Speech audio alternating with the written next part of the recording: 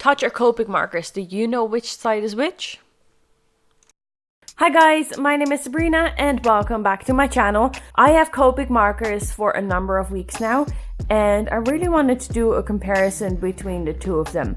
Now, just as a quick disclaimer, this is purely my own personal opinion and I just thought it would be fun to see what the differences are between the two. So first you can see that I have two markers, the Copic Sketch. I have those for a number of weeks and I've enjoyed using them and they seem to be working really great. And before then I've used the Touch 5 markers. So the Touch 5 markers I actually ordered from Wish. I think they were maybe 20 something euro for about 30 markers. They come in two colors, they came in black and in white, so I ordered the white ones. So it comes in two different nibs, a fine nib and a broad nib, and the fine nib is marked by the gray line over here. So the fine is basically a bullet nib and the broad is a chisel nib. And I'll just put that over here. And the Copic markers have two ends as well. They come in a brush nib and they come in also a chisel nib. And you can see that the chisel nib actually is smaller than the Touch 5 marker and the brush nib obviously is bigger than the bullet nib. Aside from the Copic having a brush nib and the Touch 5 a bullet nib, there's also another difference that I've noticed on the actual outside of the markers. And I don't mean the color, I meant more like the text. So if I'm going over the Touch 5 area, you can see it's very, very shiny. But if I'm going over it with my nail, it's like the text is just one with like the white bit of the marker. And when I'm going over the Copic, don't know if you can hear that, but it's like it's engraved. So that results in, I want to say issue. I don't know if it's an issue. It's an issue if you want to order that specific color, because what ended up is that my Touch 5 marker, at the end I can't see what it is anymore. Well, I can see it on the other side, but that is fading quite a bit as well. While on the Copics, the same is like engraved as well. So I don't think I will have that issue with the Copics. So that is a bit tricky.